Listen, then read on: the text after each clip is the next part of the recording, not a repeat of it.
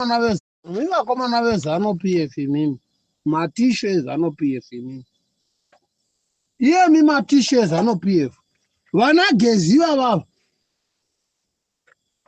anga ari matishe zano PF vakatiswa matishe zano PF vava kuzozviona kuti apa takatambisa nguva yekuisa benzi apa ike zvinezvava kutaura kuti corruption chinhu chenyu kana musingatauri kuti munoda kuisa chamisa macitizen forget and relax. Kana chinhu chenyu muchida kuisana pachizano chimboitai asi chinhu chenyu kana mangotaura chete kuti president chamisa pamberi Chiwenga out, Mnangagwa out, we can have a new recruitment president. We have an intake, a government new one.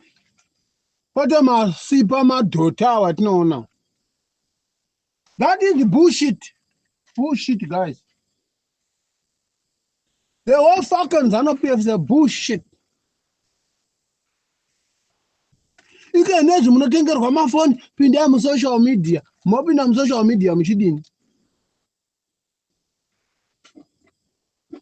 But God, you are going to Surana Maso, so as Nama paint you.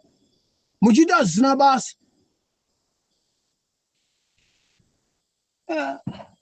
Afana, I'm not telling Ramnangagwa, Murimba Zavani. Nagata or politics are the Sungir women. Kuti vana vachadi Zanu-PF zvichimanikidzwe. Sound munhu asingachadi mukadzi anopiwa mareason okuti mukadzi uyu ndamubata ane boyfriend, mukadzi uyu ndamubata ane uroi,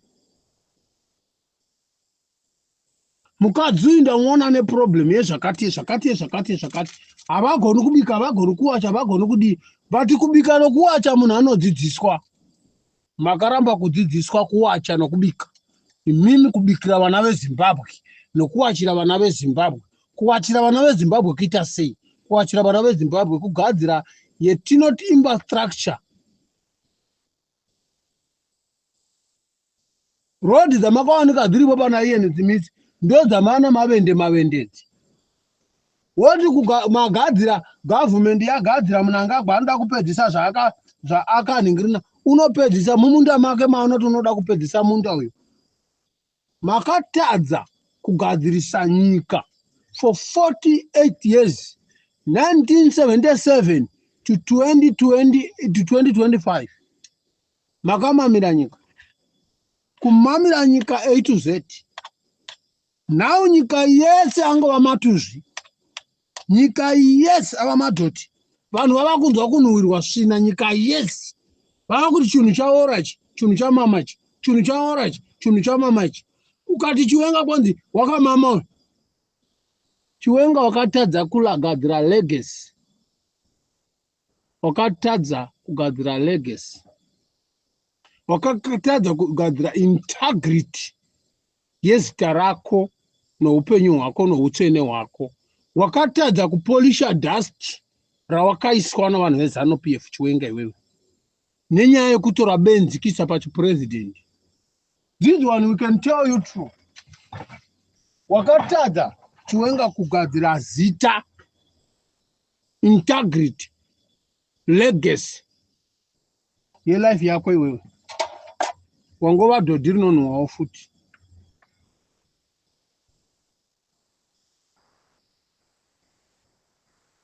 Ndosaka muchinzwa vanhu vachitaura kuti we cannot remove Zanu-PF and put Zanu-PF. That one cannot work and cannot help. Where can help? You remove Mugabe and you put Mnangagwa. That is Zanu-PF to Zanu-PF. Including you, all of it. I do say this.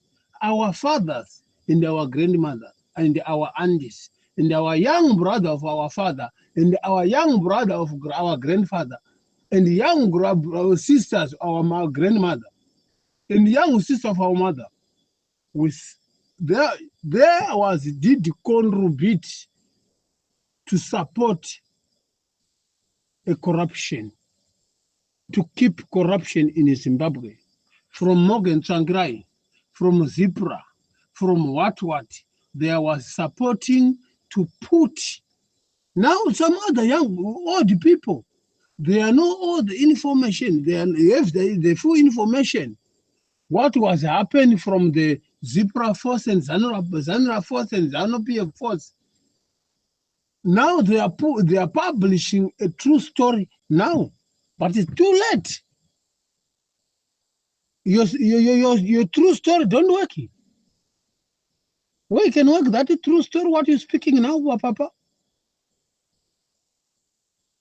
I heard about you say Gezi is your young brother. You are bigger than Gezi, and you have your good information. Why was why was hiding the whole information? The time the people there wanted to take the country from the criminal to put it to the hands of the right people. It wasn't not to open your mouth because it was benefiting. That is true. Same like Ishimama, same like other people. They are publishing the full story, the full details, what is going on, what was going on, where we are now. Now they don't know where they're going. Where are we going with that? Nobody can know the day of tomorrow. Only God knows the day of tomorrow. An individual, a human being, there is nobody can know what can be the day of tomorrow. What can I have with the day of tomorrow? What can I have with my hands on my hands with the day of tomorrow? But only bullshit, nonsense. I support Pastor Nyamakanga. I'm glad with you, Doctor Pastor Nyamakanga, and I can call you in advocate with that word of advocate, Calvin, Pastor Nyamakanga. I salute you. I salute you. I salute Advocate Amos Shibaya. I salute Advocate Father Imayere. I salute Advocate Gift Ostalos. My brother, I love you. And the job what you done, the job what you did, the people of Zimbabwe, the nation of Zimbabwe, the whole world, they are grateful with you. And some of the leaders in Southern African development, they are saluting you. Some of the vice president and some other community in the Southern African development, in those 16 countries, they are saluting you with the job what you did to the opposition. You need a change. Doesn't mean about people or Zimbabwe. You will be rude with the opposition party. There is nothing change. Chamisa, if he can go through now to be a president, he can come through now to be a president. We need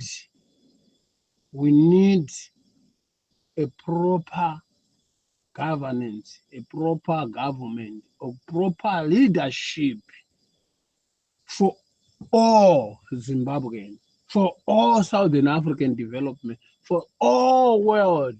They can proud with you, with a good job you can provide to the citizens, to the global, from the Southern African development community in the whole Africa, in the whole Europe. Welcome.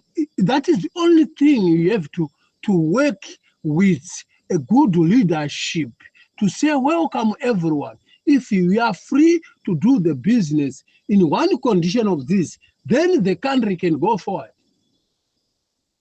But this fucking motherfucker, guys, This motherfucker can leadership of ZANU-PF. Just want to ask you as a ZANU-PF people, if the ZANU-PF people, they are here, and they are heard my question, I just want to ask, how is the country it is now? How the country is, the way the country it is now. Nyika yedu pairi izvozvi today. Ndinoda mubvunza mubvunzo umwe chete. Kune mwana ane one day a delivery wanasi from maternity leave. Kune mwana avane 2 days. Kune mwana ari mudumbu namai vake vakamubereka. Future yavo iri kuenda kupi nemamiriro akaita nyika. Chero ndiwe munangagwa iwewe future yavanhu kuti vana vevavo vanhu ivavo vavarombo, hatitauri vanhu vanowana, vana vevarombo kana kuti mimba dzavarombo dzichiri mumatumbu dziri kuda kuzoberekewa.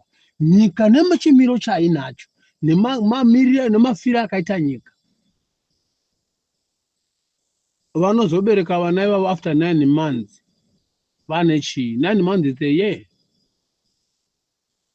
It's almost a year. Vanoberekwa vana ivavo Zimbabwe ine chii? Nyika yese ina makomba. Nyika yese ina makomba zvisina direction. We don't have a direction where we go.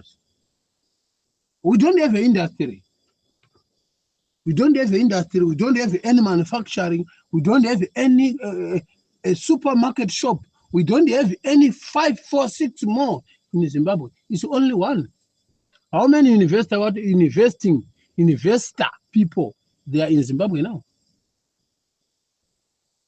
People they want to invest in Zimbabwe because of the regulation of the law. What you putting in Zimbabwe, they are refuse it because of you, ZANU-PF. And you are the one of the people you block the investor with your mouth, with your action, with your practical. That is nonsense. Including Geza iwewe. Wakanga mchitaura nyaya muritama ovet. Vana Chinotimba, vana Temachani, vana Warare, vakawanda. Vakanga vari ku-union. Vakanga vari ku-union. Yakavambiwa 1994. Pakabva Morgan Tsvangirai achizovamba political party. Pakapinda vana Mutemachani, vana Joseph Chinotimba. Uyo Joseph Chinotimba. Nana Warare uripi, makamufura mukati waita accident. Chinotimba uripi, makamuuraya, makamupa poison. Chinotimba it was clever more than Mnangagwa. Where is the border gaze now? But if you heard about Zimbabwe now, you rude with a criminal, crooks, you are angry, and they are panicking. What the fuck can you hear with that?